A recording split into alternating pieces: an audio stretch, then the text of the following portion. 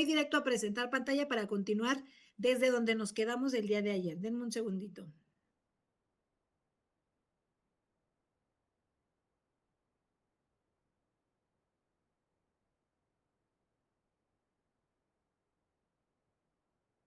Bien, bueno, pues entonces retomamos desde donde nos quedamos ayer. Ayer platicábamos cuál era la forma de pago del salario.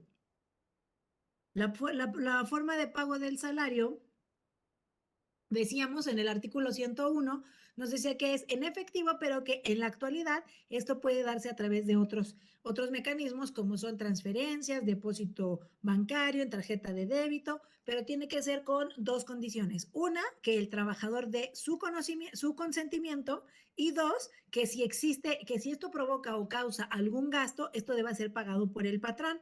Finalmente, también comentamos el tema de los recibos de pago y que los CFDI son única y exclusivamente cuando se acredita su validez, es decir, si el medio de perfeccionamiento de estos recibos de pago es de un CFDI, es a través de la página del portal de servicios del SAT, entonces estaríamos ante la determinación de que esto solamente va a acreditar el monto del salario, no así alguna otra información que corresponda de forma personal al trabajador y que en todo caso eso se tendría que acreditar solamente si este fuera reconocido expresamente por él en cuanto a su firma. Bien, vámonos ahora al plazo de pago.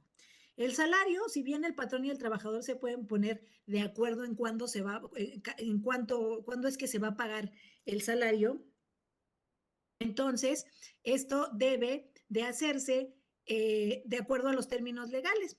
¿Y a qué obedece la periodicidad en el pago del salario? ¿Por qué debe de haber una fecha específica para el pago del salario? De entrada, porque esto va a ser certeza o estabilidad para el trabajador.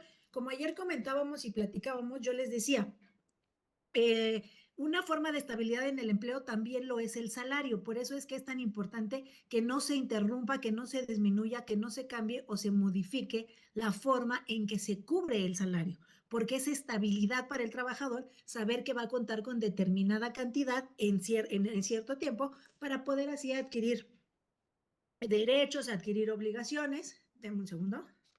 Adquirir derechos, adquirir obligaciones y saber que va a contar con la posibilidad o la capacidad de poder, este, de poder pagarlos. En un segundo. Oye, pero no eran tres. Ah, o sea, fue un error de que asentaron. El fútbol las dos. ¿Mandé? Ok. Gracias, Belén. Gracias. Bien. Entonces, como les comentaba, el hecho de que el pago del salario tenga una periodicidad, pues obedece a varios aspectos, pero el primordial es por la estabilidad que esto va a generar dentro de la relación de trabajo. ¿Cuáles son estos aspectos? Primero, que el trabajador cuente con los elementos económicos para su manutención, así como para lo que necesite para mantener a su familia. Entonces, es así que se busca que el trabajador cuente con estos medios de manera periódica para que haya seguridad en cuanto va a percibir este dinero o esta cantidad. Y entonces, por eso es que también se va adecuando, por ejemplo, al pago de colegiaturas, al pago de renta, al pago de ciertos servicios de luz, de agua, de teléfono y entonces pues, de internet en la actualidad, que además ya es muy trascendente, ¿no? Dentro de muchas familias, así como antes era tener una línea telefónica, ahora es tener servicio de internet, ¿no? Muy, muy necesario. Y entonces, en cuanto a esa periodicidad, es que vamos a verificar que se tiene que establecer una fecha específica en cuándo se va a pagar y no dejarlo al arbitrio del empleador y decidir él, por ejemplo, cuándo va a estar pagando, porque eso va a causar incertidumbre y falta de certeza.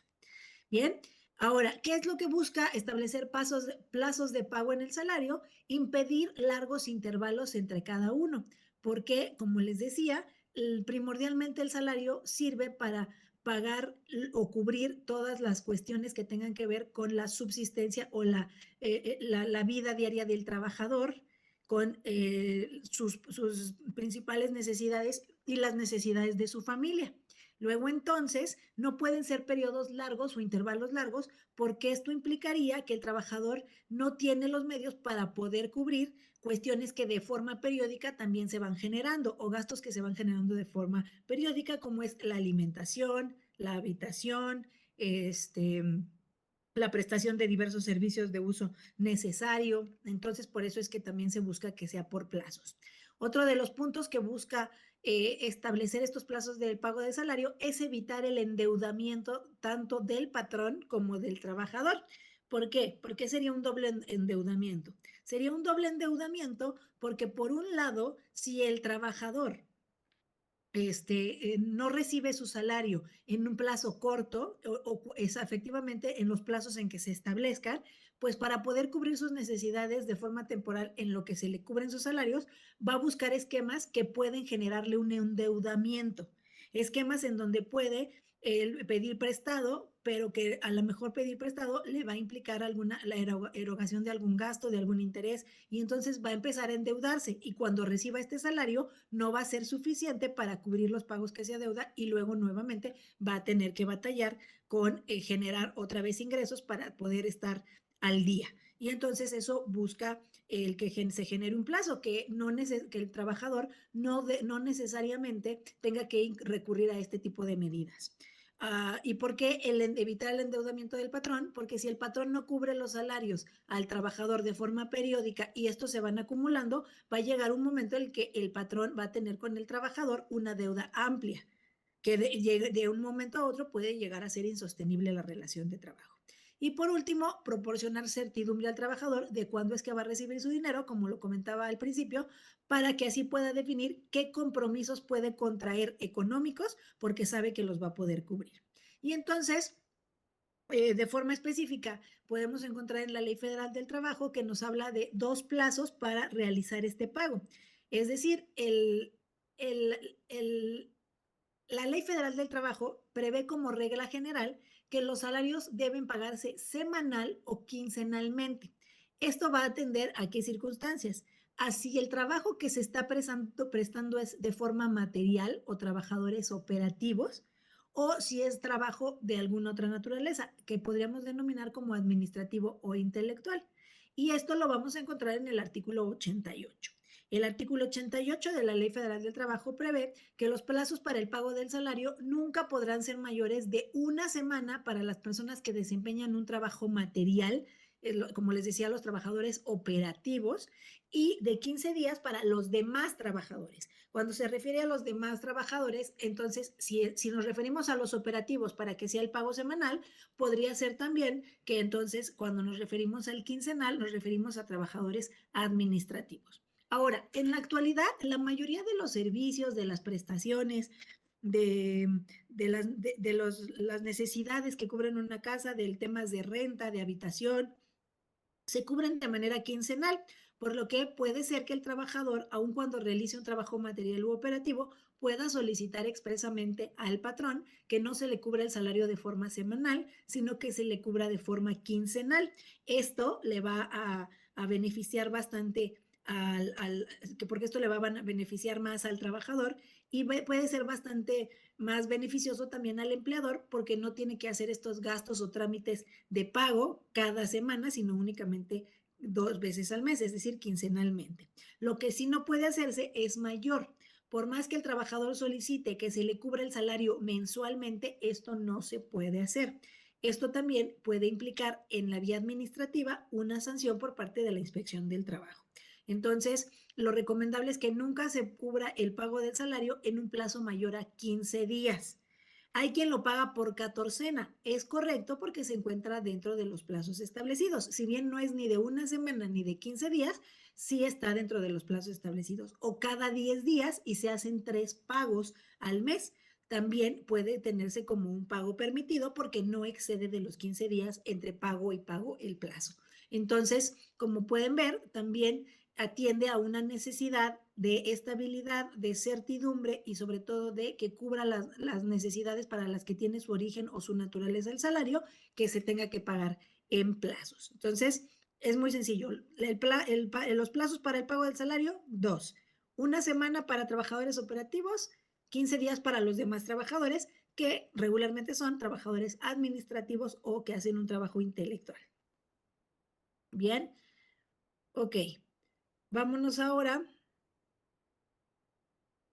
a continuar. Aquí tenemos un criterio que nos habla de la segunda sala, que nos habla respecto del ofrecimiento de trabajo, que si bien recordamos en este nuevo sistema de justicia laboral, el ofrecimiento de trabajo es una figura que ya perdió aplicación, que ya perdió fuerza y que por lo tanto se busca ir erradicando y por eso se hizo este cambio, ¿no? O sea, ya no implica que tenga que revertirse la carga probatoria al trabajador y que eso es lo que principalmente buscaba cuando nació. Pero es interesante que podamos ver este criterio porque ahí nos habla de cuál es la naturaleza del plazo. Aquí vamos a poder entender que el plazo para el pago del salario nunca puede ser mayor a una semana para las personas que desempeñan un trabajo material. Y si se ofrece el trabajo o se ofertaba el trabajo, acuérdense que cuando se ofrecía el trabajo o se hacía una oferta del trabajo, espero que todos entendamos qué es el ofrecimiento de trabajo. Era una figura muy utilizada en el sistema de justicia laboral anterior, en donde cuando una persona era despedida y injustificadamente y ella demandaba, entonces el patrón decía, no te despedí, tan no te despedí que te ofrezco que te reincorpores en los mismos términos y condiciones en que los venías desempeñando. Y entonces esta figura causaba o tenía el efecto procesal de que al ofrecerle el trabajo y negar que hubiera existido un despido, entonces la carga de la prueba, es decir, acreditar que no hubiera existido un salario, un despido, le correspondía al trabajador. Pero entonces, para que esto pudiera operar, había que calificar el ofrecimiento de trabajo. ¿A qué le llamamos calificar el ofrecimiento de trabajo? Pues verificar que efectivamente se hubiera hecho de buena fe, es decir, en los mismos términos y condiciones en que se venía desempeñando. Entonces, lo que nos dice este criterio es, si tú ofreces el trabajo, pero al trabajador le pagabas de forma semanal y después cuando le ofreces el trabajo ya le pagas cada 10 días o cada 15 días, el ofrecimiento de trabajo es de mala fe. ¿Por qué? Porque el trabajador ya tiene una estabilidad, ya tiene certeza y certidumbre de cómo se daban las condiciones en su relación de trabajo y eso le permitía a él tener diversos compromisos u obligaciones de carácter de supervivencia. Y si tú vienes y dices que no que se lo estás cambiando y se lo estás modificando en un término más amplio o en un plazo más amplio, pues es de mala fe porque eso le modifica la estabilidad al trabajador, ¿no? Y entonces ya no se está satisfaciendo la intención del legislador, como podemos ver aquí, en que las personas que desarrollen este tipo de labores reciban su salario en plazos razonablemente cortos, atendiendo a las necesidades que se pueden generar de acuerdo a la naturaleza de sus actividades y al nivel de su categoría. ¿Bien? Ok, ¿cuál es ya vimos en general el salario y decimos que el salario solo se puede pagar en efectivo o en moneda de curso legal. No hay otra forma en que se pueda pagar más que en moneda de curso legal. Y entonces decimos, bueno, pero en la relación de trabajo, yo como trabajador no tendría derecho, por ejemplo, a que el patrón me otorgue vales de despensa si lo quiere hacer. No se los tengo, es ilegal que me los dé, no los puedo aceptar. O vales para gasolina o algún tipo de bono o de prestación en especie, no me la pueden dar, por ejemplo, en alguna tienda que se dediquen a algún producto alimenticio, decir, bueno, me van a otorgar cierta cantidad de este producto para que pueda llevar a mi casa, no lo puede hacer el patrón. Sí, sí lo puede hacer, como ya lo adelantábamos ayer, se puede hacer, pero no se puede llamar salario. Le vamos a llamar prestaciones en especie. También hay prestaciones en efectivo que no constituyen salario. Entonces, vamos a ver aquí en el universo tres elementos. Uno, el salario, que es la cantidad específica que te van a dar por la prestación de tus servicios, por el día a día. Las prestaciones en efectivo, que son aquellas cantidades económicas o monetarias que va a pagar el patrón al trabajador, que así convienen, porque ya sea que lo acuerden en un contrato individual o en un contrato colectivo de trabajo, pero que aun cuando se pagan en dinero no son salario. Si bien lo van a integrar, no son salario. Bien, entonces tenemos el salario, las prestaciones en dinero y tenemos las prestaciones en especie, que son aquellas que, si bien el patrón no las otorga en dinero en efectivo, sino en especie, como un beneficio para el trabajador, sí se pueden cubrir en esta naturaleza porque no son salario, son prestaciones en especie. ¿Bien? Es decir, un complemento que lo va a integrar, pero no necesariamente va a ser como tal un salario, solamente lo va a integrar. ¿Bien? Ahora, ¿cuáles son las prestaciones en especie? Pues como mencionábamos, consistentes en la entrega de un bien o un servicio o algún tipo de beneficio no entregado en dinero. Por ejemplo, la inscripción al IMSS, que es una obligación, es una prestación en especie, es la prestación que se cubre al Instituto Mexicano del Seguro Social para que se dé esta prestación del servicio médico. Puede ser seguro de gastos médicos mayores, seguros de vida, vales de despensa, vales de gasolina, descuentos en alguna determinada actividad, en un servicio, en algún bien, algún beneficio, todas esas prestaciones que no implican que se den en dinero, sino en especie, son prestaciones en especie. Ahora, de conformidad con el convenio 95 de la OIT, que es el que habla respecto del salario y las prestaciones, en su artículo 4 nos señala que estas deben ser apropiadas al uso personal del trabajador y su familia y que redunden beneficios para este. Esto es lo que idóneamente se busca, ¿no? Que el valor que se le pueda atribuir a estas prestaciones sea justo y razonable y que sobre todo pueda mejorar la calidad de vida del trabajador. Por ejemplo, dar una prestación en especie consistente en bebidas alcohólicas sería una prestación que si bien es en especie, porque además es algo que es un bien que se le está otorgando, un producto que se le está otorgando al trabajador de forma gratuita por su servicio, implicaría que es una cuestión dañina para su salud, dañina para su contexto familiar, para su contexto social, de convivencia, en fin, y también dependiendo de las actividades que sufra o que viva el contexto del trabajador. Entonces, no iría acorde con lo que busca el convenio 95 de la OIT, que dice que habla sobre el salario y que dice que las prestaciones en especie o en dinero siempre tienen que ir adecuadas a tratar de que el salario del trabajador tenga una mayor duración o tenga mayor viabilidad o rentabilidad, ¿no? Entonces, ¿puedo, por ejemplo, otorgar prestaciones en especie consistentes en becas académicas? Claro, porque siempre son en beneficio del trabajador o de su familia, pero no así como les comentaba, algún tipo de bebidas alcohólicas o descuentos en algunos lugares de vicio, de juego, porque entonces eso implicaría que puede estarse proporcionando al trabajador un desajuste en la vida de familia que debe llevar, ¿no? A ver, me preguntan aquí. Mm, mm.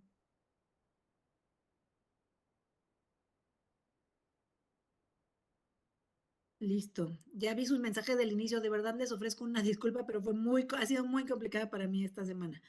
Bien, dice, una prestación en efectivo sí puede ser condicionados a que se use en determinado lugar.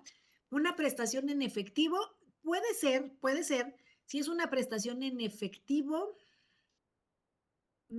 Es que yo creo que si es una prestación en efectivo no tendría su naturaleza si se tiene que utilizar en cierto lugar. Una prestación en especie sí. Por ejemplo, yo no puedo decirle a el trabajador porque esto se equipararía a las tiendas de raya, ¿no? Aunque no es salario, es una prestación, pero sería algo muy similar el que yo dijera, oye, yo te voy a dar un bono de 5,000 pesos, pero eso es en efectivo, pero esos 5,000 pesos te los tienes que gastar forzosamente en tal tienda o en tal lugar o en tal actividad.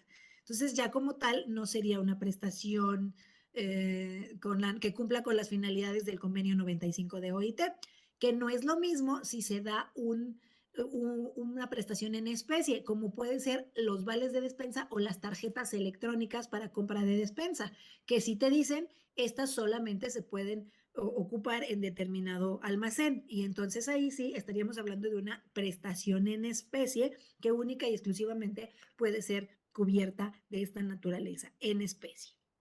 Entonces, creo que no estaríamos como cumpliendo las finalidades si damos una prestación en efectivo, pero pedimos que se gaste o que se utilice en determinado lugar o determinada área o actividad, porque entonces eso ya iría en contra de lo que establece el convenio 95. No así con una prestación en especie, en donde si puedes decir, estos vales solamente pueden ser utilizados en determinadas tiendas, en determinados almacenes o en determinadas gasolineras, por ejemplo, para los vales de gasolina. Los vales de despensa integran el salario, sí, siempre y cuando sean determinables y que los tengas de manera constante y permanente. Si es constante, permanente y te lo dan por tu prestación de servicios personales y subordinados, sí integran el salario y nada más habría que calcularlo. Bien, dice, en la época de la tienda de raya, el patrón solía darles aguardiente a los trabajadores como forma de pago, completamente contrario al espíritu del convenio 95, porque además iba en contra de la salud de los trabajadores y porque va en contra de las necesidades y de la naturaleza propia del salario. Si bien una de las de los rubros que debe cubrir el salario es el esparcimiento del trabajador, también es cierto que no debe de primero deben de cubrirse otras prioridades y entonces para dar aguardiente, pues evidentemente va en contra del espíritu de cualquier finalidad que pueda tener en la naturaleza especial del salario. Si el patrón le da al trabajador en su pago quincenal la cuota de seguridad social que debe pagar al IMSS, el propio trabajador, esa se la da al IMSS distinta al pago de cuota patronal, integra salario. A ver, el patrón le da al trabajador en su pago quincenal la cuota de seguridad social. A ver, las cuotas obrero patronales tienen una naturaleza específica. Las cuotas patronales solo las tiene que dar el patrón y él mismo enterarlas. Las cuotas obrero o las cuotas del trabajador las tiene que dar el trabajador de sus ingresos, pero las tiene que, porque esa es la naturaleza, y las tiene que enterar el patrón. Es decir, de lo que yo te pago, voy a descontar la cuota que a ti te toca pagar al IMSS, pero a mí, una de las obligaciones del patrón, del empleador, es que debe ser él quien cubre estas, estas, este, estas cuotas. Solamente el patrón las debe enterar. El enterar quiere decir yo las entrego al IMSS. Entonces no puede dársela al trabajador. Lo que a veces se llega a dar es una cantidad que se le llama aportación. Las aportaciones, las cuotas las entera el patrón. Las aportaciones las entera el propio trabajador porque son aportaciones que voluntariamente él quiere hacer al seguro y que va a decidir a qué rubros del seguro es que va a remitir estas aportaciones. Si lo que da el patrón al trabajador es una aportación para que pague al seguro social, sí lo integra porque él le da una aportación que es extra a las cuotas obrero-patronales, que ya es una obligación específica y que es una prestación en especie. El IMSS es una prestación en especie. Las aportaciones al IMSS, si llegan a un convenio y un patrón le dice al trabajador, yo te voy a dar 500 pesos a la quincena para que tú aportes al IMSS como una aportación voluntaria, entonces esta cantidad se la da de manera constante, permanente, entonces sí estaríamos ante un concepto que integra el salario. ¿Bien? En ocasiones el incremento salarial del 10% los patrones lo dan en 3 el salario y 7 a las prestaciones. Lo que pasa es que aquí es engañoso. El incremento al salario, esto se nos da mucho en los contratos colectivos. El incremento al salario es el que va a ir directo al salario y que va a ser de 3% y el 7% que se incrementa las prestaciones es un salario es un incremento a prestaciones. Entonces, aquí creo que los incrementos son distintos porque no es que exista un incremento del 10%, se le llama un incremento general del 10%, pero es general, pero no al salario. Al salario sería solamente el 3 y el 7 a las prestaciones. Esto se maneja mucho en los contratos colectivos de trabajo, como el que acabo de terminar hace unos minutos. Entonces, sí es importante que tengamos presente que las prestaciones en especie no van a integrar el salario dependiendo de su naturaleza. Es que si lo integran o no lo integran. ¿Bien? Ok, en ocasiones el incremento salarial es del 10%, eso ya lo habíamos contestado. Bien, entonces, ¿qué otro punto nos habla respecto de las prestaciones en efectivo y prestaciones en especie? Que no se considera viable para los fines del derecho del trabajo que se otorgue alguna prestación al trabajador que sea inviable, fuera de las buenas costumbres o inalcanzable para este. Porque incluso no solamente no es que sea viable para los fines del derecho del trabajo, sino que se consideraría como una burla o como un acto de humillación o desprecio al trabajador, ¿no? Por ejemplo, darle a un trabajador que no gana lo suficiente para hacer un viaje a Europa y que les diga, te voy a dar un descuento para una tienda que está en Europa, ¿no? Justo esto que estoy explicando, que se considera una prestación inalcanzable, pues un beneficio que el trabajador en las condiciones en que trabaja o en que está nunca va a llegar a alcanzar. Por ejemplo, al trabajador que cumpla 200 años de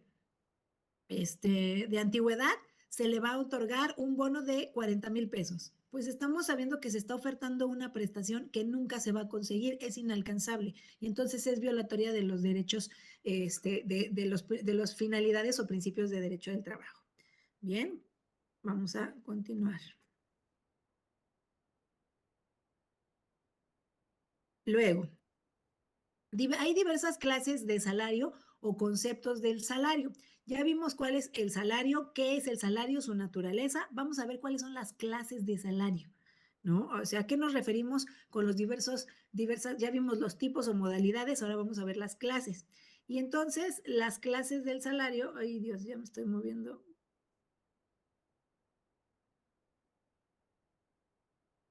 Mm,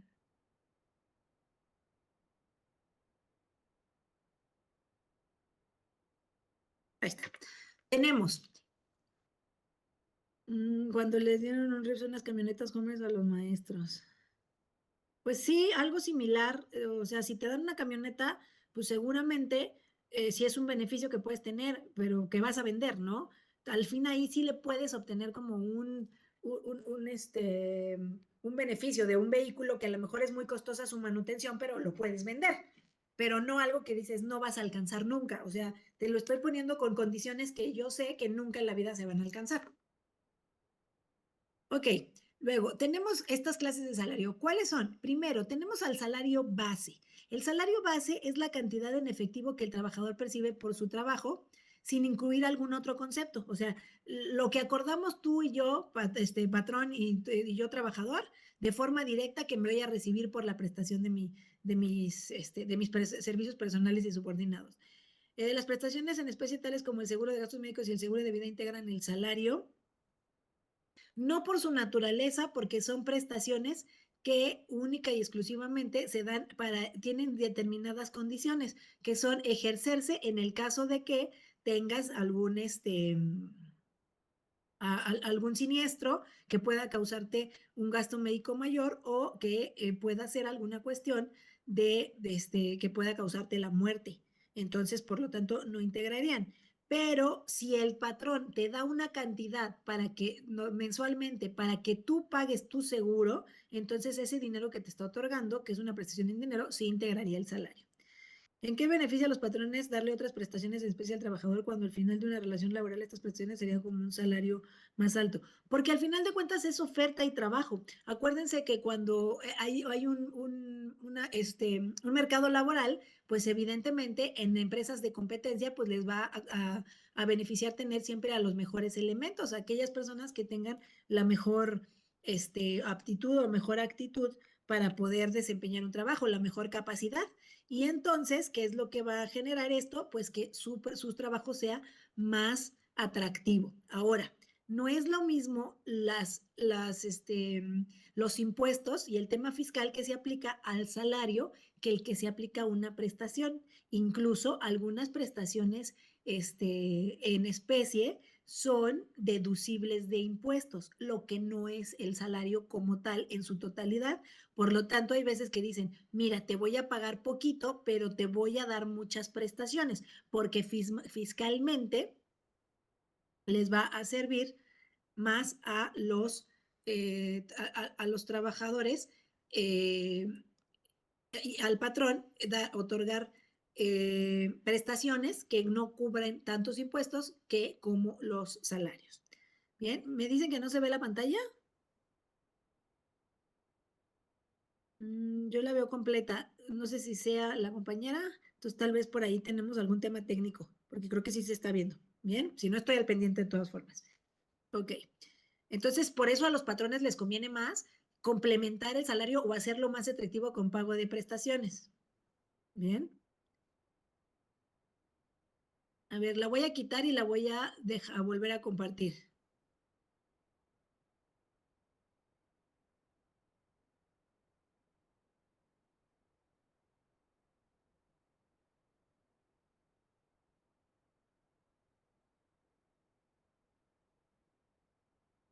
A ver, ahí ustedes ya la volví a compartir. Ahí vemos. Listo. Ok. Sí, aunque sean prestaciones extralegales, de cualquier forma, pues acuérdense que todo gasto que se eroga, pues el patrón tiene la facultad o la posibilidad de poder deducir de impuestos. Entonces, cuando tenemos esta cuestión, pues evidentemente por eso les decía, para el patrón es más benéfico hacer más atractivo una oferta de trabajo con prestaciones que hacerlo más atractivo, que hacerlo menos atractivo con salario, porque implicaría más gastos fiscales. Bien. Puede llegar el momento que el patrón ya no pueda seguirle dando esta prestación en especie y poder considerar una opción el salario. Lo que pasa es que la prestación en especie, acuérdense, no forma parte del salario, entonces no es una reducción del salario, pero si es una prestación que se va dando constantemente de forma permanente, lo que puede hacerse es una indemnización de prestaciones. Es decir, si yo te pagaba un bono o te daba determinados vales, ya no te voy a poder pagar estos vales porque tengo una cuestión económica que no me lo permite y entonces te voy a liquidar esa parte. ¿Cómo la liquido? Pues te doy los 3 meses proporcionales de esa prestación y con eso lo damos por cumplido. O sea, no es algo que la ley venga establecido, pero creo que si le aplicamos el carácter indemnizatorio para dar por terminada una prestación, entonces no estaríamos hablando de una disminución ilegal y sí estaríamos hablando de un respaldo y atención al principio de estabilidad en el empleo. Bien. Mm,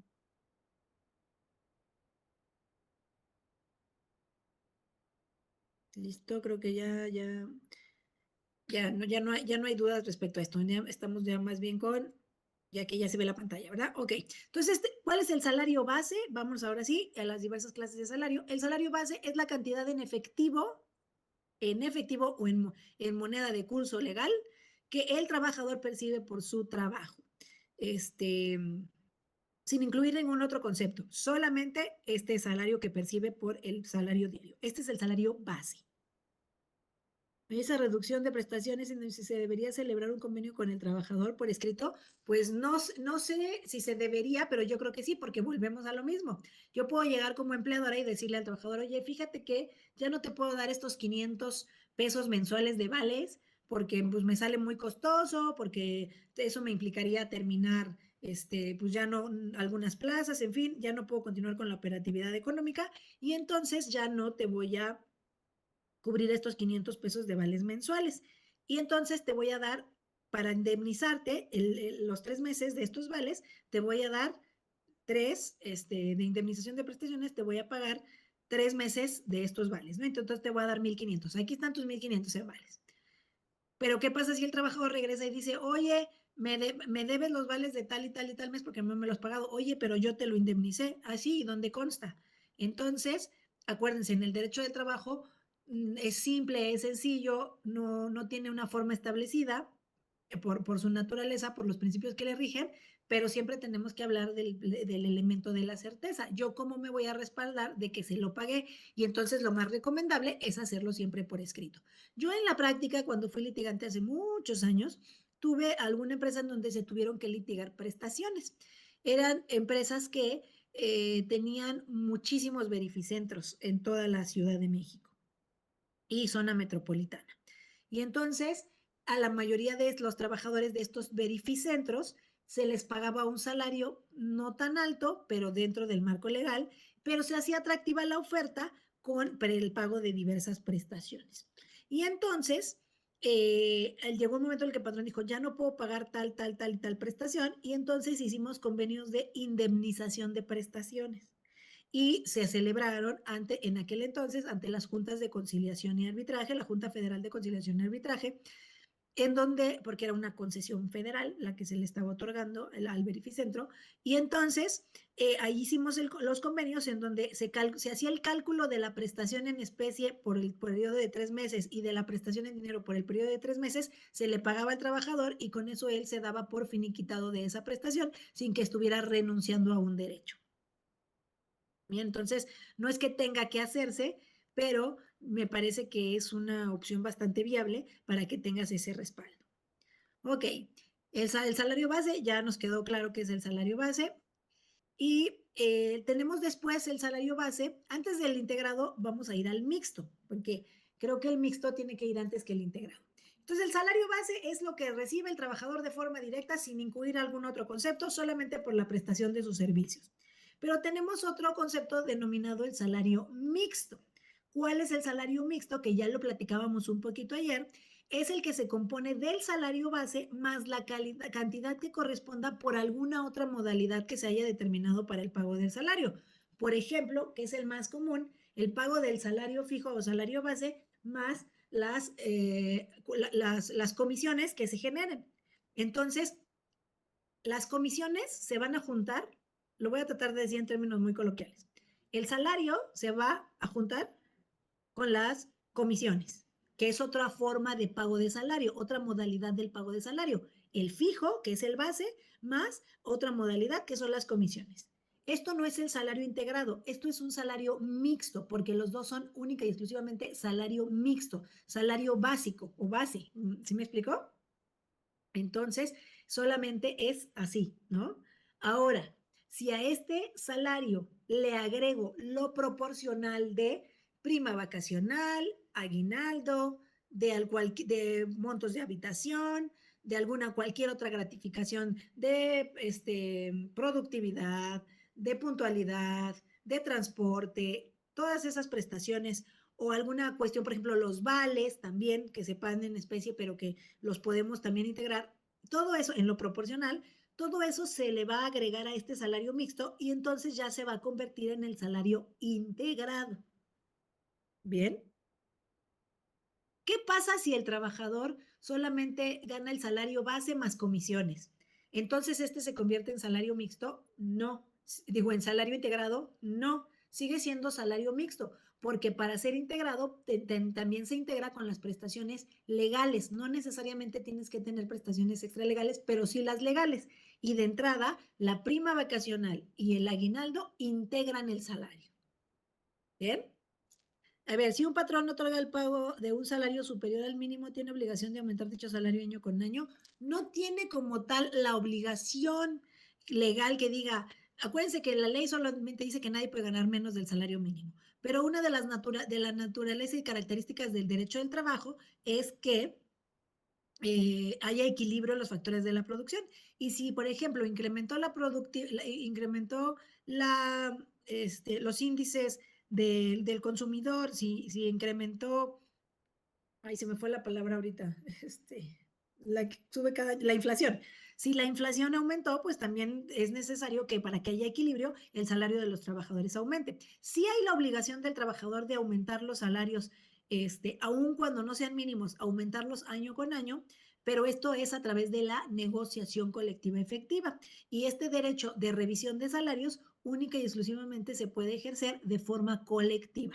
No quiere decir que solamente le va a aplicar a los que estén en el sindicato, no, le aplica a todos, pero la ley le otorga el derecho de ejercer esta facultad únicamente al sindicato titular del contrato colectivo porque se tiene que hacer a través de negociación colectiva y la negociación colectiva única y exclusivamente es otorgada a los trabajadores, pero solo la puede ejercer el sindicato.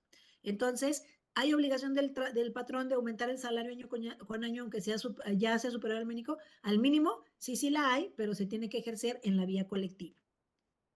¿Salario más algún vale de despensa se considera mixto también? No, porque el vale de despensa no puede ser pago de salario, acuérdense. Vale de despensa es una prestación en especie y por lo tanto salario base más algún vale de despensa implica salario integrado, no salario mixto. Salario mixto es dos tipos de formas de pago de salario. ¿Sale? Entonces, ojo, hay veces que, miren, cuando uno no conoce sus derechos es muy fácil que nos chamaqueen y que nos digan, oye, mira, te voy a pagar. Yo en algún momento conocí a una persona que ahora es una colaboradora mía y entonces dice, oye, cuando dejó de trabajar en donde estaba antes y venía a trabajar acá conmigo al tribunal, me dijo, es que la maestra en donde estoy trabajando me va a hacer el pago, trabajaba en una escuela, me va a hacer el pago de mis prestaciones. ¿Cuánto ganas? Entonces, ¿me ayuda, jueza, a hacer mi cálculo? Sí, yo te ayudo a hacer el cálculo de prestaciones. ¿Cuánto ganas? Y entonces me dijo, gano 10,000 pesos. Ah, qué bien, entonces vamos a hacer el cálculo en 10,000 pesos. Y ya le hicimos su cálculo de tal cantidad y debes de pagarle tanto. Entonces regresa y dice, no, dice que no, porque, o sea, sí me paga esos 10,000 pesos, pero solamente me da 7,000 en efectivo y los otros 3,000 me los den vales de despensa. Y entonces yo le dije, pues no, está mal. El salario que a ti, el salario solamente es lo que te paga en cantidad, en moneda de curso legal directamente por el pago de tus servicios. Los vales son una prestación en especie. Y entonces le dije, tráeme tu contrato. Y le dije, si tu contrato dice que tu salario es de 7,000 más 3,000 en vales de despensa, entonces tu salario es de 7,000 y esos 3,000 son una prestación en especie, ¿no?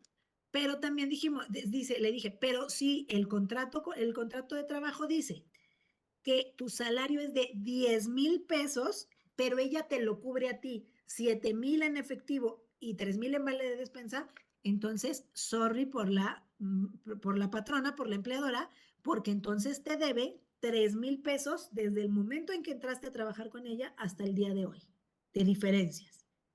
Y vamos a tener que negociarlo porque efectivamente así era. El contrato de trabajo decía que el salario era de 10,000 pesos, pero ya de forma verbal les decía, pero solo te voy a dar 7,000 en efectivo, los otros 3,000 son en vales de despensa. Y ustedes dirán, al fin y al cabo son 10,000 pesos, pues al patrón le daba igual invertir los 10,000.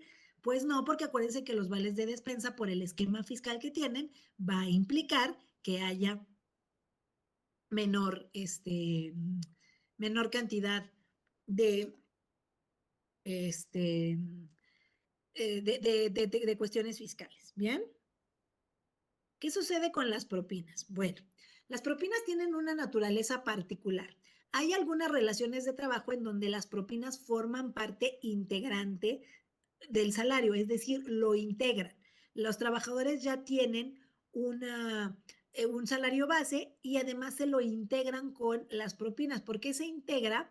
Porque la propina tiene una naturaleza muy especial. La propina como tal en su naturaleza no la otorga el empleador, sino la otorga un tercero cuando considera que el servicio que se le está prestando es adecuado con lo que está solicitando. Y entonces puede que se dé, puede que no, pero esto se genera de acuerdo a si la actividad que está prestando la persona que recibe la propina, pues es agradable a quien la otorga.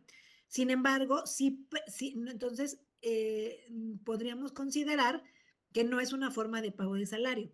Hasta ahorita hay muchos lugares en donde seguimos teniendo estos conflictos y cada vez hay criterios que definen que la naturaleza o las propinas pagadas de cierta forma sí implican relación de trabajo, pero no están equiparadas aún, pero no corresponden a un salario porque tendría que pagar el patrón un salario, como por ejemplo en el caso de las gasolineras, en donde en su mayoría los gasolineros jamás no tienen trabajadores, le dan oportunidad a las personas que presten ahí sus servicios de atención a los usuarios a cambio de las propinas. Y entonces su salario son propinas, pero no es una figura que esté expresamente contemplada, por lo tal, aunque se te digan, oye, te dejé ganarte todas las propinas, pues sí, pero tendrías que la obligación de pagar un salario.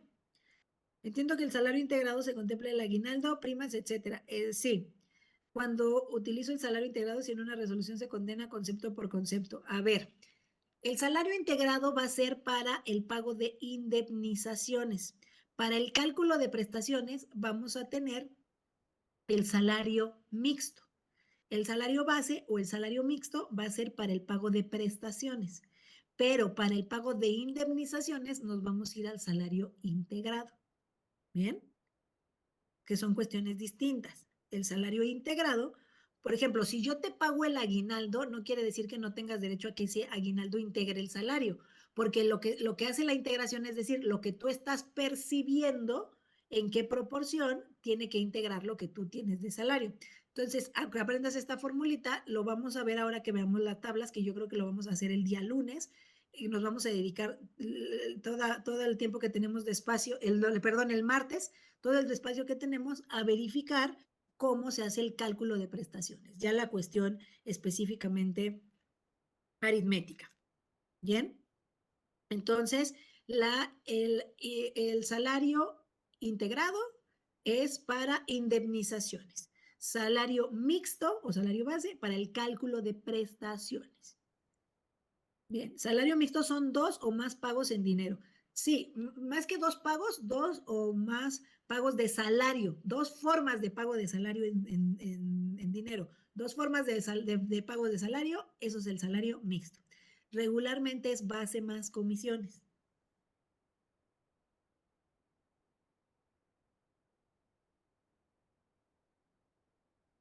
Sí, aquí creo que mencionan muy bien el tema de las propinas, porque hay varios esquemas. Hay esquemas de propinas en donde la propina la administra el propio empleador y luego la reparte. Por ejemplo, si uno hizo un muy buen servicio y otro uno no tan bueno, pues se reparten de todas formas las propinas entre todos, porque también entran en el esquema del pago, por eso también sería que fuera el que integra el salario.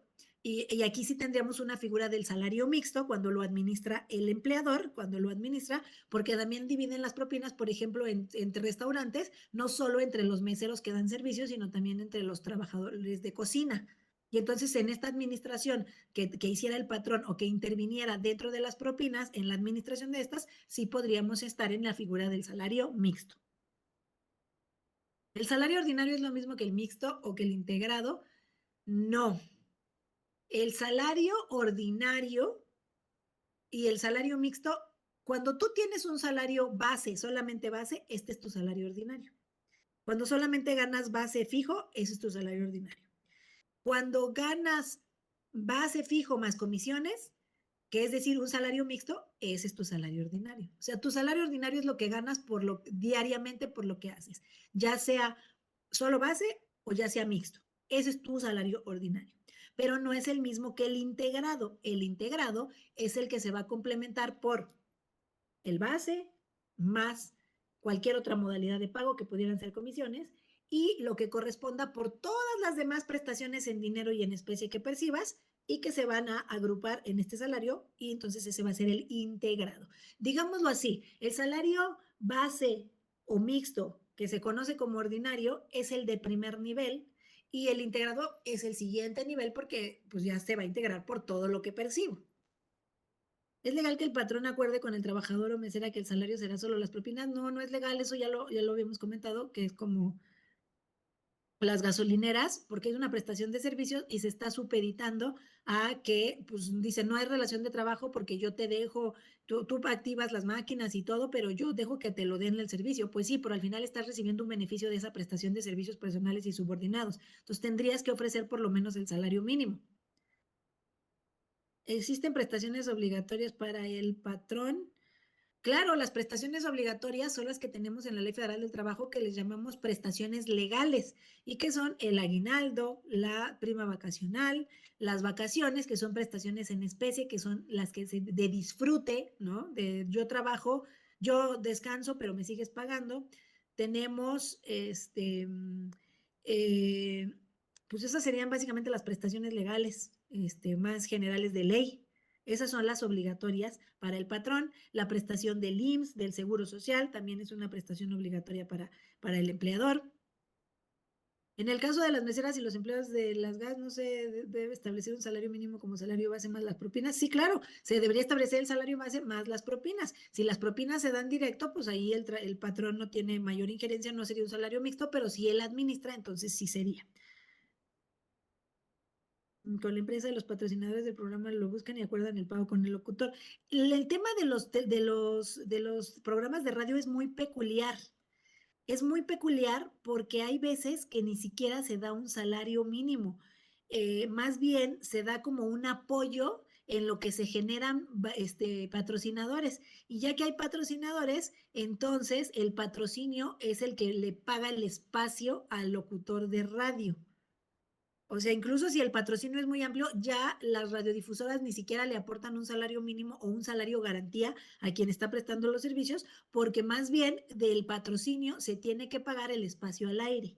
Es un tipo de trabajo especial en todo caso, pero es muy peculiar porque ya cuando hay patrocinio ya estamos hablando más bien de una relación más mercantil que de relación laboral, pero también puede que exista una relación laboral si se pacta que pase, haya o no haya patrocinios, se va a dar el espacio para que se beneficie la radiodifusora. Bien. De radio o de televisión, exacto. En televisión no pasa mucho, pasa más en la radiodifusora. En la televisión es complicado que pase porque la televisión sí hay como tal para los conductores un contrato de trabajo. Algunos le llaman de prestación de servicios personales, pero es un contrato de trabajo porque están subordinados a un horario, a determinada actividad y en ciertas indicaciones para cumplir. No pueden llegar ellos y decir lo que quieran. Y entonces, cuando exista la subordinación, pues va a existir la relación de trabajo, pero en la radio sí, porque hay espacios que solamente se dan a quien quiera ser locutor de radio, pero siempre y cuando tú consigas a tus patrocinadores. Séptimos días, horas extras, descansos obligatorios.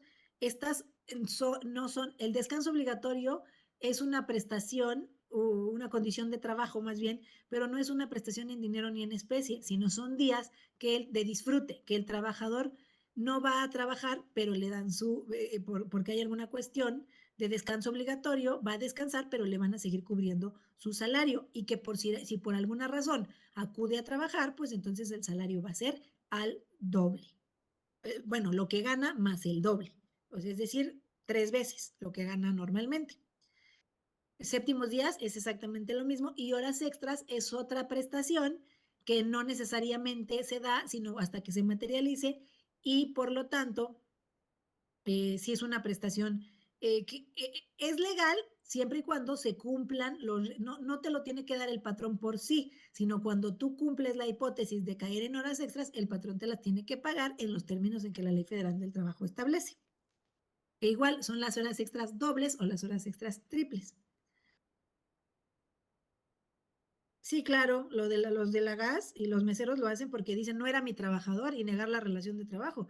Evidentemente, lo que quieren hacer es evadir las responsabilidades laborales, como lo hacen con los empacadores de supermercados. Pero, por ejemplo, todavía en la gasolinera son más evidentes porque además hasta les dan uniformes, les obligan a vender ciertas cantidades de productos para dejarles seguir vendiendo, teniendo el espacio.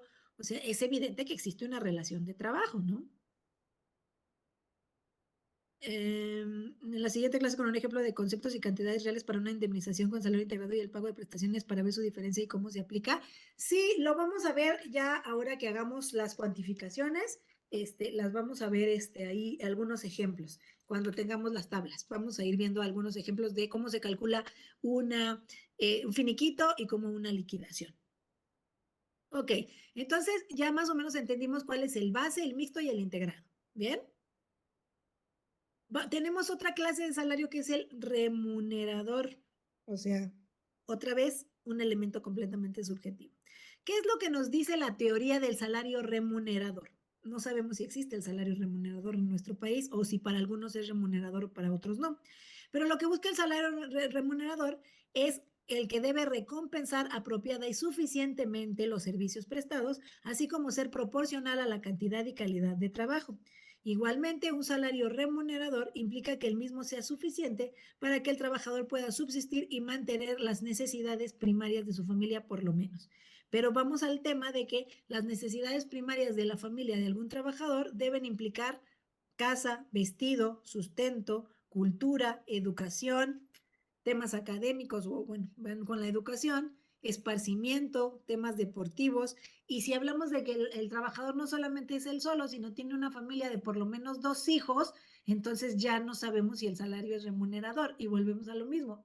¿Es remunerador para quién o por qué? Dependiendo, de acuerdo a las actividades que hacen 2 personas, pues evidentemente que hacen la misma actividad, el mismo puesto, pues para uno a lo mejor, y que a los dos se les paga lo mismo, uno puede pensar que es remunerador porque es una persona sola, el otro no, porque pues es una persona con familia, como ya lo habíamos comentado previamente. Entonces, el que sea remunerador o no va a depender de muchos factores que son subjetivos y no necesariamente objetivos. Si un patrón otorga el pago de un salario superior al mínimo, eso ya lo hemos revisado, creo que se me subió el chat, a ver. Si se trabaja para dos empresas, pero solo hay un contrato de una sola, pero son dos razones sociales y doble actividad, ¿es legal? En realidad puede ser que se esté trabajando para un grupo de empresas en donde se benefician dos o tres o más empresas, pero la prestación del servicio es para una de las empresas que a lo mejor es la que administra el personal. Se puede hacer, sí, siempre y cuando no te estén dando las actividades de dos categorías o de dos funciones. Es decir, estás cubriendo 16 horas de trabajo porque una es una empresa y otra es otra empresa. O sea, puedes hacerlo para un grupo de empresas y que sea un solo contrato, sí, pero así debe de estar establecido y siempre y cuando no te estén duplicando actividades laborales y categorías de trabajo, o que te digan, oye, es que somos dos empresas, entonces tienes que cumplir 16 horas. No, pues no. O sea, tendría que ser solo 8 horas para atender a las dos empresas. ¿Sí me explico? O sea, y esto sería atender un grupo de empresas y debe de estar establecido en el contrato para que quede más claro. No todas las familias son iguales. Efectivamente, como ya lo hemos comentado, y por lo tanto no es remunerador para uno y para otro. El salario remunerador tiene su base en el artículo 123 de la... Sí, claro, el salario remunerador es el sueño del derecho del trabajo, ¿no? Si un salario no es remunerador, ¿qué pasa en este caso? Pues yo creo que un trabajador podría demandar que en su salario no es remunerador, pero siempre habrá el tema de que el patrón pueda decir, no puedo pagar más de tal cantidad que esa cantidad y si no es suficiente, pues no puedo generar alguna otra cuestión. ¿Cómo, cómo subsanamos lo del salario remunerador? Con la negociación colectiva efectiva a través del ejercicio que hacen las organizaciones sindicales del derecho de huelga para revisar los salarios año con año. Y una de estas cuestiones va a ser la remuneración, que el salario sea remunerador y cómo lo vamos a lograr o cómo se traduce un poco, pues buscando o tratando que sea equitativo o equilibrado de acuerdo a la naturaleza de lo que se requiere normalmente de un trabajo, ¿no? De una actividad diaria. Luego, a ver, vamos a ver, tenemos más preguntillas. Si un salario remunerador, una prestación que se paga en efectivo solo una vez cada año, como el Día del Padre o el Día de la Madre, entregan el salario aun cuando sea anual. Si es constante y permanente y dice, tú vas a ganar el pago del día de una cantidad, un bono, el Día del Padre a los papás y un bono el Día de las Madres a las mamás de 10,000 pesos. ¿Integra el salario? Pues sí, en términos del 84 sí lo integraría. Y entonces aquí estaríamos viendo que si te lo dan cada año y no tienes que cumplir alguna condición para hacerlo, sí integraría tu salario. Y lo único que hay que hacer es el cálculo de si es cada año, entonces lo voy a dividir. Si el monto de 10,000 pesos es por año, divido esos 10,000 pesos entre 365 días y la cantidad que salga es el monto en el que va a integrar mi salario. Por ejemplo, si yo tengo un salario diario de 300 pesos y además tengo este bono que me dan cada año de 10,000 pesos, esos 10,000 los divido entre 365 y me va a dar 27.39 más los 300 pesos, entonces mi salario integrado en estas dos prestaciones va a ser de 327.39. Lo único que hay que hacer es el cálculo proporcional dependiendo de la periodicidad con que se pague. Yo creo que lo van a entender un poquito más cuando veamos las tablas. ¿Se podría demandar como una violación al derecho humano laboral? Sí, sí se puede demandar. Aquí el tema del salario remunerador. Lo complicado va a ser acreditar que es remunerador o no es remunerador, porque, insisto, se hace muy subjetivo porque también la empresa, la empleadora tendría los medios necesarios para acreditar o respaldar que económicamente no tiene la posibilidad de cubrir una mayor cantidad y que, pues entonces la oferta de trabajo no es viable. Entonces habría que verificarse. ¿Cómo se ejerce generalmente? A través de las revisiones salariales que hacen los contratos, se hacen de los contratos colectivos a través de los sindicatos. Existen empresas controladoras que tienen división servicio, división crédito. Exacto, son una empresa, un grupo de empresas, pero trabajas para varias. Miren, por ejemplo, hace mucho tiempo cuando yo fui litigante, pues yo prestaba mis servicios no eran de trabajo, pero eran profesionales, pero al final de cuentas, para una empresa muy grande que a su vez tenía varias chiquitas, pero en realidad el contrato que es con la holding o con la controladora, con la cabeza y la que administraba todas. Pero cualquier asunto legal que llegara de cualquiera de estas empresas, yo lo tenía que atender, aunque mi contrato fuera con una. Es muy similar, pero siempre y cuando fuera eso era una sola relación de trabajo, es decir, que solo exista un salario, una categoría, un horario, una jornada. Mm, fondo de ahorro que se paga. Esto de que me dicen que es anticonstitucional si no es remunerador, sí, pero les voy a decir algo. La situación actual y de la sociedad es cada vez económicamente más compleja, que hemos llegado al grado de equiparar que un salario remunerador es el salario mínimo, indebidamente. En la actualidad es por lo menos paga el mínimo, eso ya es remunerador de una u otra manera. Entonces, eso es complicado. Fondo de ahorro que se paga anualmente en efectivo. El fondo de ahorro tiene una naturaleza especial. El fondo de ahorro es para que el trabajador, para fomentar al trabajador, que el trabajador ahorre. Y como voy a fomentar que el trabajador ahorre, es decir, si yo pongo 500, si tú trabajador te animas a poner 500 pesos, yo empleador te pongo los otros 500 igual. ¿Integra esto el fondo de ahorro? Sí y no. ¿A qué me refiero? Una parte sí lo integra, otra parte no lo integra. ¿Por qué? Porque es todo lo que me da el patrón, no todo lo que el patrón administra. Y si bien el fondo de ahorro lo va a administrar el patrón o el empleador, si yo, por ejemplo, aporto 500, esos 500 no van a integrar el salario, pero el patrón aporta otros 500. Esos 500 que aporta el patrón sí integran el salario. Si yo a fin de año junté 10,000 pesos de fondo de ahorro, ¿cuánto integra mi salario en ese año? Solamente 5,000, porque son los que acumuló el patrón, los que me proporcionó o me otorgó el patrón, no los que salieron de mi propio dinero para ahorrarlo. ¿Sí me explicó? Entonces el fondo de ahorro tiene una naturaleza peculiar. Solo la parte que el patrón o el empleador aporta es la que integra el salario. La otra parte no lo integra porque es mi propio dinero que estoy ahorrando. ¿Sale? Ok. Vamos ahora a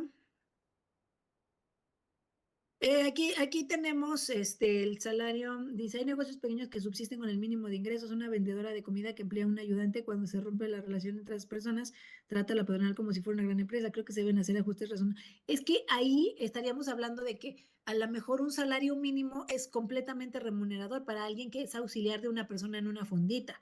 Y entonces tendríamos que tratar, como en la mayoría de los casos del derecho del trabajo, dependiendo del caso concreto, cuál es la naturaleza del patrón y cuál es la naturaleza del empleador. Yo en toda mi vida profesional he pensado que hay en pequeñas y medianas empresas, pero sobre todo pequeñas o microempresas o emprendedores como estos, en donde creo que también debería de aplicarles el tema de la suplencia de la queja, porque si bien son empleadores, también es cierto que están en desventaja porque no tienen todos los medios necesarios porque son microempresas. Entonces, no tienen todos los elementos o los medios necesarios para tener una debida defensa.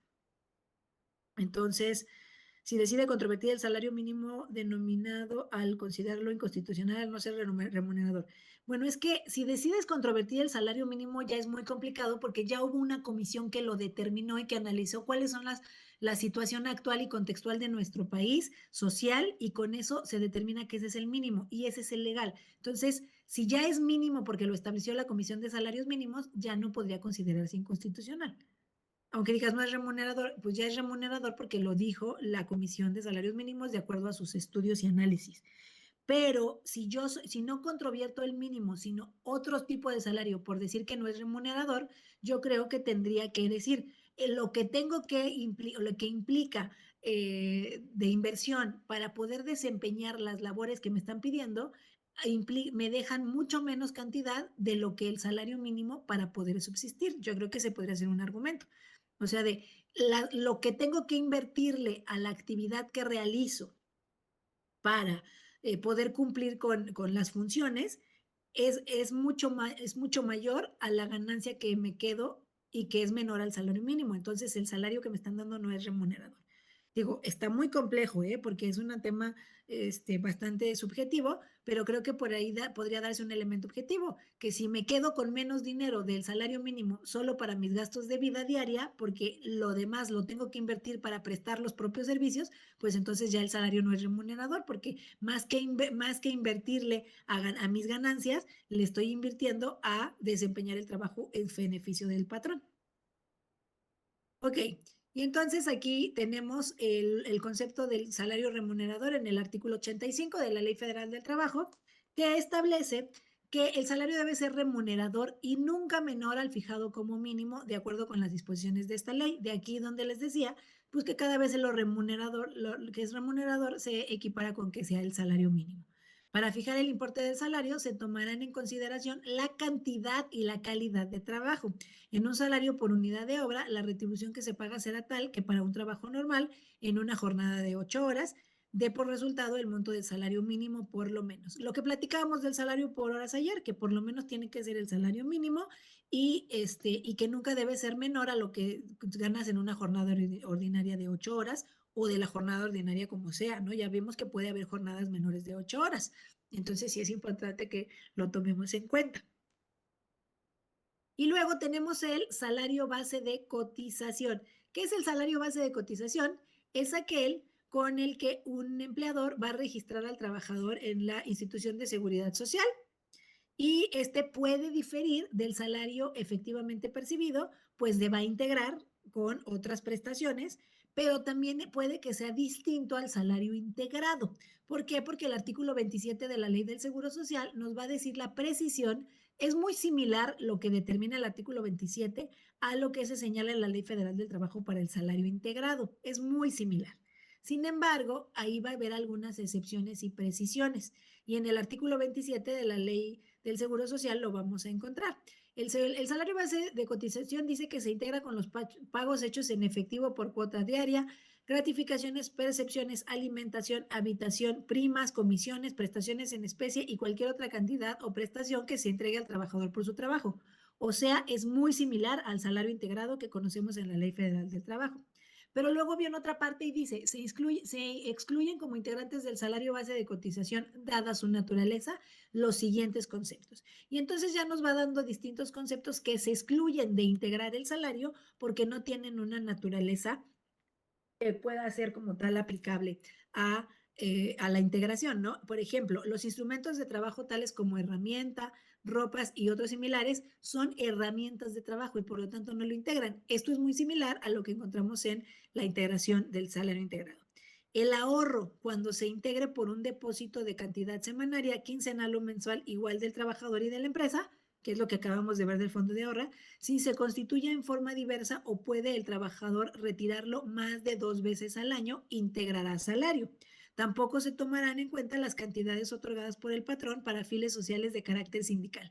Entonces, como pueden ver, aquí hay el tema del carácter sindical, de las prestaciones de carácter sindical, pues evidentemente tampoco están incluidas o contempladas en el salario integrado de la Ley Federal del Trabajo, pero el ahorro sí en la parte proporcional en la que el patrón aporta. Pero para el IMSS hay un requisito. Para que lo pueda integrar, el trabajador debe de tener la oportunidad de retirarlo más de 2 veces al año, que no pasa en la Ley Federal del Trabajo. Las aportaciones adicionales que el patrón convenga otorgar a favor de sus trabajadores por concepto de cuotas del seguro de retiro, cesantía de avanzada y vejez, que es un poco lo que comentábamos hace rato. Si el patrón aporta da aportaciones para estas cuotas de retiro, cesantía de avanzada y vejez al trabajador, es decir, no las cuotas obrero-patronales, sino aportaciones, pero que vayan específicamente a estos rubros del seguro, no van a integrar el salario. Las cuotas del Infonavit, las cuotas lo que se paga al Infonavit, eso tampoco va a integrar el salario, aunque lo pague el patrón, pero es una prestación en especie.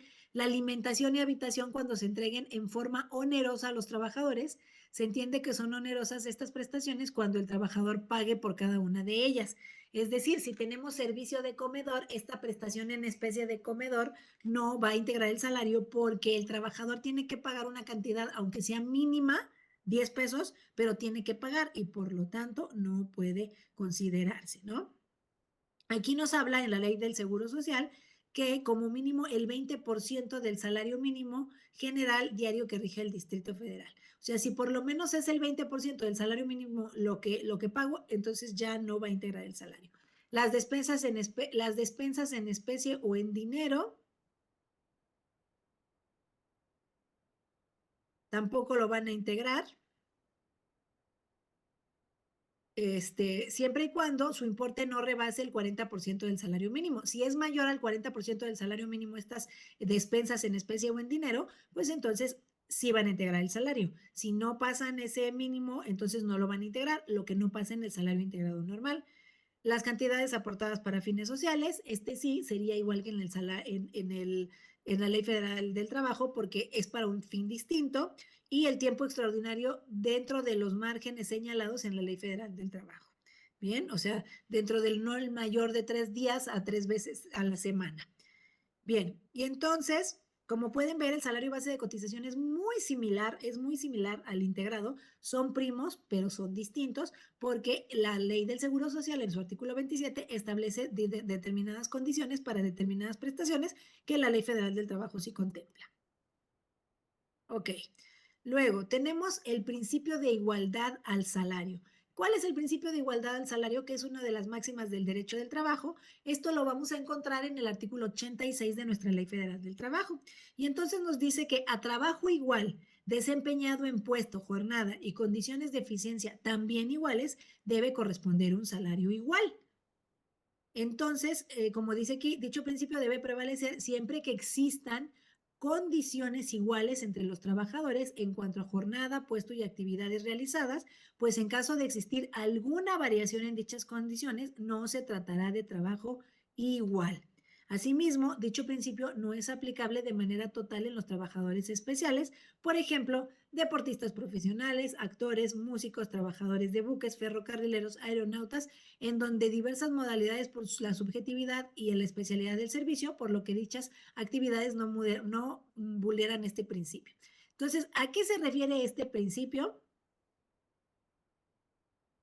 Pues básicamente si yo presto mis servicios personales y subordinados en las mismas condiciones que otra persona trabajadora, entonces tengo que ganar la misma cantidad. No puedo ganar menos, tiene que ser la misma cantidad. Y entonces, aquí debemos de ser muy cuidadosos porque otra vez vienen determinadas condiciones que van a verificar. Por ejemplo, el caso de decir, es que hay diferentes condiciones, tú eres hombre y tú eres mujer, esa no es una condición y eso no hace una diferencia, eso es una perspectiva de género y por lo tanto ahí, al ser las dos personas, tiene que pagarse la misma cantidad. ¿Cuáles podrían ser estas condiciones? Pues que uno lo preste en una entidad de la República, el otro en otra entidad distinta, en donde las actividades cuesten más trabajo. Por ejemplo, esto lo podemos ver en cuestiones de dos trabajadores que uno tiene, si bien los dos tienen el mismo puesto de actividad, pero uno tiene una especialidad en determinada cuestión y por lo tanto, al tener una especialidad, entonces ya no es en las mismas condiciones. Dicen, por ejemplo, en el rubro de educación, a los maestros de inglés se les paga más que a los maestros de español por la diferencia del idioma, aunque tienen el mismo horario, funciones, etcétera. Este caso se vulnera el principio de igualdad, no porque ya no son las mismas condiciones, porque es la complejidad. Ahí podría justificarse por la complejidad que una materia implica sobre otra, entonces ya no serían las mismas condiciones. Lo mismo podría ser, por ejemplo, de dos maestros de español, pero que uno solamente labora 3 horas al día y el otro labora 4 o 5 horas. Entonces también esto estaría justificando en la diferencia de pago de salario, aunque realicen la misma actividad. Y como podemos ver en los salarios especiales, pues es muy fácil de identificar porque aplica, por ejemplo, a los deportistas profesionales, en actores, en músicos, aquí es muy viable. Todos los miembros de la banda, una banda musical, realizan la misma actividad, van y graban el mismo disco, pero no a todos se les paga igual. Sí, porque uno tiene mayor impacto, uno tiene a lo mejor mayor experiencia y porque la especialidad de la naturaleza especial, pues implica, del trabajo, implica que este principio pueda ser tomado de diferente cuestión. Otra de las cuestiones pueden ser, por ejemplo, los deportistas profesionales. Si tenemos a 11 jugadores en una cancha de fútbol que van a jugar el mismo partido a la misma hora, bajo el mismo estadio, con todo lo mismo, pero no todos van a ganar igual porque otros tienen más capacidad o habilidades o juegan unas posiciones distintas. Entonces, por lo tanto, es un trabajo especial en donde no aplica este principio porque no se está vulnerando, se está tomando en consideración en distintas circunstancias. En caso de considerar concepto por vida cara, ¿cómo es el caso de la región del IMSS donde se elabora? Ahí no entendí muy bien de considerar el concepto por vida cara, como en el caso de la región del IMSS, donde se elabora. Ah, ya entendí, ya entendí. Sí, dependiendo en cada región, el costo de la vida es distinto y eso también puede implicar que a una persona que esté desempeñando una actividad en una entidad no es lo mismo que el que la desempeña en otra, porque a lo mejor incluso las cuestiones de traslado son más complejas y implican mayor cantidad de gasto. Y por eso es que a lo mejor a esa persona que tiene el mismo puesto en una empresa, pero en diferentes entidades, se les paga cantidades distintas. Se puede considerar el salario por la antigüedad para un mismo puesto, pero uno tiene más tiempo y gana más. ¿Eso vulnera el principio de igualdad? No, porque no tienen las mismas condiciones. Una persona que tiene mayor antigüedad genera mayor experiencia y esto puede ser mayor especialidad en una actividad específica. Y entonces ya no se estaría vulnerando este principio. Bien, vamos ahora a las normas y privilegios al salario. No, yo creo que aquí vamos a terminar con estas. Normas y privilegios al salario. ¿Qué son las normas y privilegios al salario? Son aquellos lineamientos que en la ley deben establecerse para que el salario esté protegido y para que se pueda generar o fomentar que con el salario se tenga mayor poder adquisitivo, que se puedan generar mayores compras, mayores adquisiciones, mayores beneficios. El convenio 95 de la OIT, que es el convenio del salario, como ya les había comentado, estaría muy bueno que por ahí le den un ojito, los convenios de la OIT son muy cortitos. Nos dice que el propósito de las medidas legislativas para la protección del salario es proteger al trabajador contra prácticas que pudieran tender a hacerle demasiado dependiente de su empleador y garantizar que el trabajador reciba a tiempo en su totalidad el salario que haya ganado. Entonces, esto es lo que se busca con estas medidas que debe de establecer la ley o la normativa de alguna entidad, de algún estado, para proteger el salario. Y como les digo, busca fomentar que haya mayor poder adquisitivo. Entonces, ¿qué son las normas y privilegios al salario? Ah, bueno, pues son las disposiciones legales que impiden que haya afectación al salario a través de esquemas o mecanismos indebidos o ilícitos o que pudieran llegar a disminuir considerablemente el monto de la percepción sin que sea algo justificado o en beneficio del trabajador. También van a buscar evitar que existan malas prácticas de explotación o fraudes que afecten el salario de los trabajadores que han convenido con el patrón. También van a evitar cualquier disposición que vaya en contra del principio de libertad de salarios del que gozan los trabajadores, por lo tanto se determina que esta debe ser nula. Si el trabajador no es libre de su salario, como por ejemplo, o de alguna prestación, pero en este caso del salario en específico, entonces debe ser nulo porque el trabajador puede ser libre de hacer lo que quiera con su dinero. Si el trabajador lo quiere aventar, si el trabajador lo quiere beber, es libre de hacer lo que quiera con su salario porque es su salario, que no es lo mismo que darle una prestación en especie de bebidas alcohólicas, a que el trabajador quiera beberse todo el alcohol del mundo y pagarlo con su salario. El trabajador puede hacer lo que quiera con su salario porque esa es la libertad que tiene de haberlo generado, de haberlo devengado. Ok. Bien, del análisis que hacemos a este capítulo de normas y privilegios al salario, les decía, podemos definir que lo que se busca es que se busque la integridad y un mayor poder adquisitivo el, del salario. Vamos a ver, están contenidas en nuestra Ley Federal del Trabajo desde el artículo 98 al artículo 116. Ahí vamos a encontrar las normas y privilegios al salario. ¿Cuáles son? Vamos a darle un recorrido rápido y breve, más o menos viendo algún ejemplo. Primero, en el artículo 98, lo que ya comentábamos, la libertad de salario. El trabajador es libre de ejercer y de hacer lo que quiera con su dinero. Si lo quiere quemar, es su libertad. Bien. Otra vez se ven, es que saben que sí creo que es cuando muevo el chat para que me deje. Déjenme quitarlo otra vez.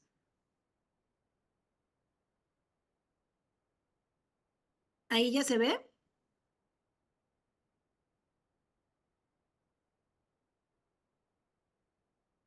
Perfecto. Entonces, el artículo 98, muchas gracias. Alguien me dice que no, yo creo que nada más va a ser cuestión de que se ajuste un poquito ahorita la red y ya. A ver, vamos a quitarla y volverla a poner.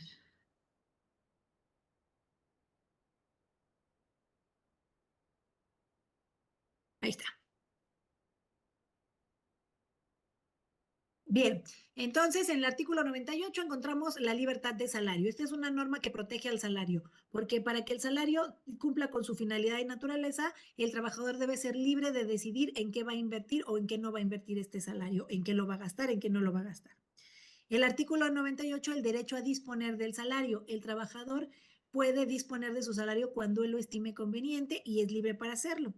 El artículo 99, la irrenunciabilidad del salario. No es posible que un trabajador pueda decir, yo no quiero mi salario, no lo necesito, no lo quiero, quédatelo tú, empleador. Jamás. Cualquier disposición que implique que el trabajador renuncie a su salario no es legal. Y entonces, no,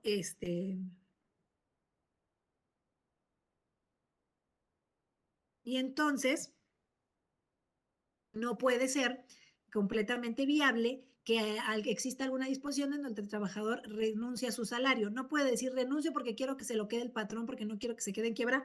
No es posible. El trabajador jamás en la vida puede renunciar a su salario. El artículo 100 nos habla respecto del pago directo. Es decir, cómo el salario se tiene que pagar directamente, no se puede pagar por terceros, no se puede pagar por alguna otra persona. Si bien este pago directo es uno de los principios y de normas que protegen al salario, también tenemos que existe alguna excepción y el artículo 100 nos dice que puede ser alguna excepción cuando existe alguna imposibilidad del trabajador para acudir a recibir el pago de forma directa, que más o menos lo comentábamos ayer, por ejemplo, cuando existe una detención, alguna enfermedad, y entonces puede autorizar a una persona a que efectúe este cobro, puede autorizarlo, pero tiene que ser mediante carta poder suscrita ante dos testigos y el trabajador expresamente le debe autorizar a quien acuda por este dinero a recibir este pago del salario. Pero de entrada, de forma directa, tiene que ser a el trabajador. No se le pone, el patrón no puede decir, ay, es que como tú no estabas, se lo pagué a tu hermano porque vive en tu casa y te lo va a dar. No, tiene que ser directo, a menos de que haya una cuestión de imposibilidad y entonces se puede autorizar a través de una carta poder. Tenemos en el artículo 102 las prestaciones en especie. El artículo 102 nos va a referir cómo van a ser las prestaciones en especie, cómo es que las prestaciones, el trabajador tiene derecho a que se generen prestaciones en especie y que, como ya comentamos, tienen que ser acordes a la actividad que desempeñan en beneficio de él y de su familia y que siempre tienen que ser de una forma que se cumplan realmente este, y no que sean de carácter imposible o de un incumplimiento irreal, ¿no? El artículo 102 nos dice que deben ser apropiadas al uso personal del trabajador y al de su familia y razonablemente proporcionales al salario que percibe. Bien, tenemos en los artículos 103 y 103 bis los almacenes y tiendas de las empresas y el sistema de créditos. ¿A qué nos referimos del sistema de créditos? Bueno, como por ejemplo estos sistemas como el Infonacot, en donde el patrón tiene la obligación de registrarse, de inscribirse, para que el trabajador a su vez pueda tramitar un crédito y que el patrón se lo pueda ir descontando, siempre a esquemas beneficiosos para el trabajador porque tienen la naturaleza de que son créditos solo para trabajadores. Entonces tiene derecho a estos. También se pueden generar a través de las organizaciones sindicales o el propio patrón establecer para beneficio de los trabajadores, administrado por los propios trabajadores, o en conjunto con el patrón, almacenes o tiendas de empresas. Esto lo vemos mucho el ejemplo, por ejemplo, con las tiendas de la UNAM, que a los trabajadores de la UNAM les cuesta mucho menos algunos productos ahí. Al público en general le salen en una cantidad, pero a los trabajadores de ahí les salen más baratos. O las tiendas del ISSSTE o las tiendas del IMSS, que cada vez he visto menos del IMSS, del ISSSTE todavía he visto, y entonces esto es para beneficio de los trabajadores y que regularmente lo hacen en conjunto el patrón con las organizaciones sindicales. Tenemos en el artículo 98 la prohibición de imponer multas a los trabajadores. ¿Por qué? Porque el salario de los trabajadores siempre debe de tener un beneficio y sobre todo se procura cuidar el salario mínimo, que por lo menos el trabajador se quede con la proporcional del mínimo. Tenemos la prohibición de suspender el pago del salario en el artículo 106. Por ningún motivo se puede suspender el pago de un salario al trabajador, ni aunque argumente el patrón que le debe dinero o que están esperando a ver si no se acredita que va a haber alguna déficit en contra del trabajador, alguna pérdida. De cualquier forma, no se le puede retener el salario a un trabajador y se le tiene que pagar en los términos y días convenidos. Recordemos que si no, esto también implica una causa de terminación de la relación de trabajo o de rescisión sin responsabilidad para el trabajador. Tenemos en el artículo 110 que ya los descuentos autorizados.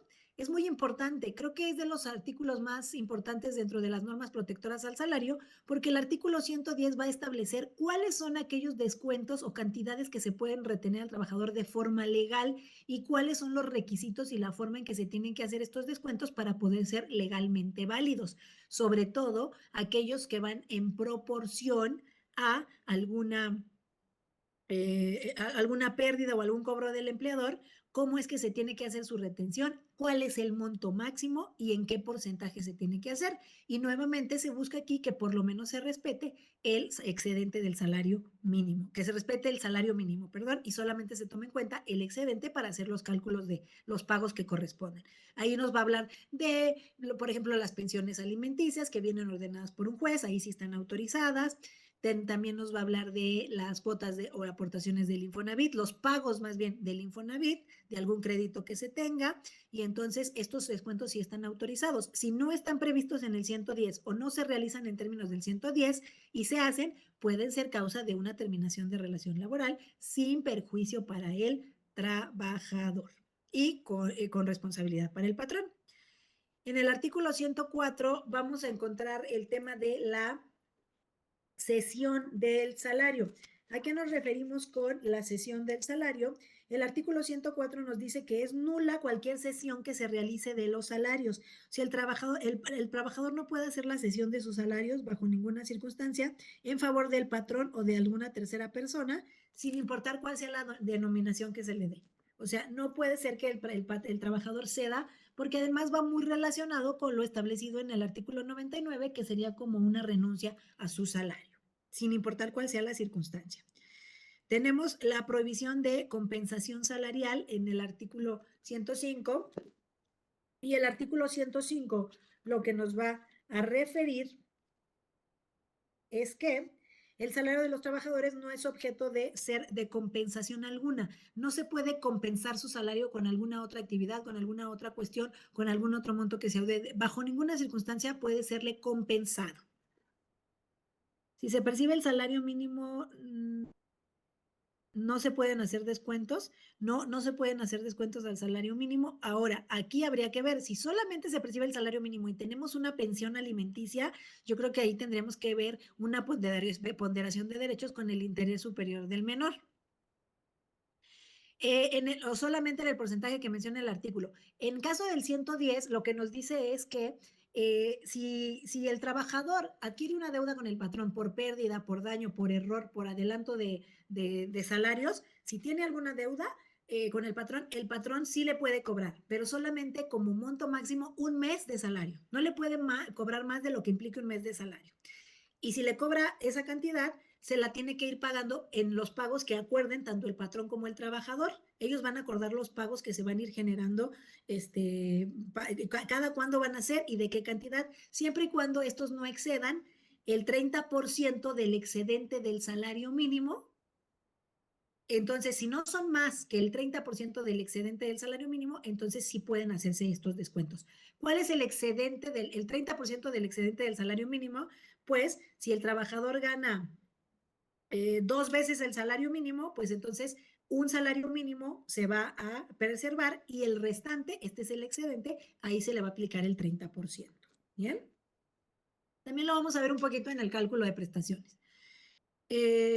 También tenemos en el artículo 115 beneficiarios de los trabajadores, es decir, si un trabajador por alguna razón fallece y quedan prestaciones, pero sobre todo su salario queda pendiente de pago, no es que el patrón ya se lo haya quedado y él se lo va a quedar, no, aquí va a haber una cuestión porque el empleador tiene la obligación de pagar estas cantidades a sus beneficiarios. Y en el artículo 516 vamos a ver la prescripción de las acciones del salario, que van a ser de 1 año. ¿Bien? Ok. Aquí viene el artículo 110, en donde viene todo lo que les decía, es muy importante que lean el 110 de manera específica. Aquí lo que les comentaba, en ningún caso podrá ser mayor al importe de los salarios de un mes y pueden convenir que esto se haga en pagos sin que los pagos sean de mayor del 30% del excedente del salario mínimo. Pero lo vamos a aprender ya mejor con, ahora que les platique, veamos gráficamente cómo hacemos la cuantificación. Bueno, pues nos llegaron las 8 de la noche. Dice, la pensión alimenticia sí puede ser descontada del deudor, aunque este perciba el salario mínimo. Eso es lo que les comentaba. Yo creo que habría que hacer una ponderación porque si hay menores de edad y estos menores pues requieren de, aunque sea lo proporcional del salario mínimo, yo creo que sí, porque además es primordial por el interés superior del menor. Muchas gracias a todos. Gracias por su atención, gracias por su espera. Creo que avanzamos en buena parte. Ya nos quedaría para la siguiente sesión ver el cálculo de prestaciones específicamente, que vamos a ver las tablas y les voy a explicar ejemplos específicamente, ¿sale? Si tienen alguna duda específica o algo, no sean malitos, empezando la clase pónganmelas y a ver si se las puedo responder, porque sí me quiero basar en la última sesión que tenemos únicamente en la cuantificación de prestaciones y ejemplos para que sea un poquito más claro. Espero haberles dejado claro un poquito de este avance. Muchísimas gracias, que tengan excelente noche y excelente fin de semana largo. Muchas gracias. Muchísimas gracias, señoría, y con muchísimo gusto la esperamos el martes para continuar su ponencia. Y nuevamente una disculpa, de verdad, casi nunca hago esto, pero ahora sí hemos estado un poco complicados acá en el tribunal, también con esto de los contratos colectivos, pero de verdad, avanzamos creo que en buena medida. Muchas gracias. A usted, señoría, muchas gracias.